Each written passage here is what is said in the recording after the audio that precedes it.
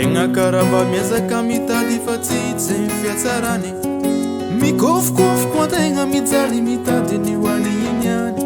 Ny amaregny mbola tsy fantatra fa nomaly fa karanjany.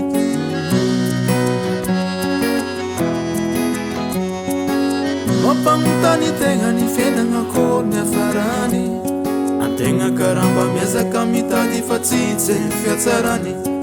Mikofokofoko antegna mijaly mitady ny hoany iny any. Ny amaregny mbola tsy fantatra fa nomaly fa karanjany.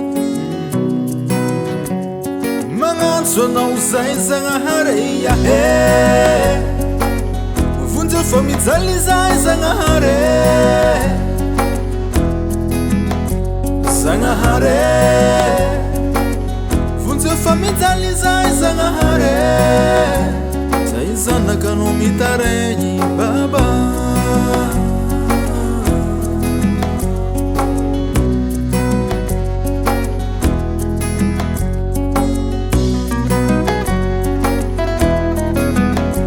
Zagnahary vonjy fa mijaly zay Zagnahary. Zagnahary vonjy fa mijaly zay Zagnahary. Zay zanaka no mitaregny baba.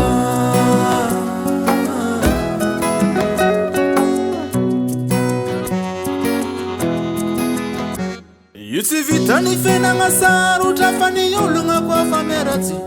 Maventy ty lala madiniky ny mpiavagna famono faty. Mpanagna manefirefy zay raha jiaby ataony de mety. Madiniky mba ty voatra bosakagna tsy afa magnoatra. Io tsy vitany fiainagna sarotra fa ny ologna koa fa miaratsy. Maventy ty lala madiniky ny mpiavagna famono faty. Mpanagna mandrefirefy zay raha jiaby ataony de mety. Madiniky mba ty voatra vosakandalagna tsy afa magnoatra. Magnantso anao zay Zagnahary ahe, vonjy fa mijaly zay Zagnahary. Zagnahary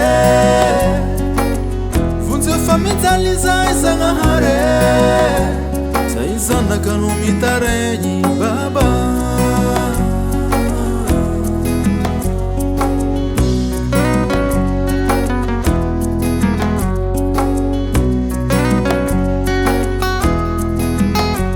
Zagnahary vonjy fa mijaly zay Zagnahary. Zagnahary vonjy fa mijaly zay Zagnahary. Zay zanaka no mitaregny baba. Vonjy uzahay baba, vonjy uzahay.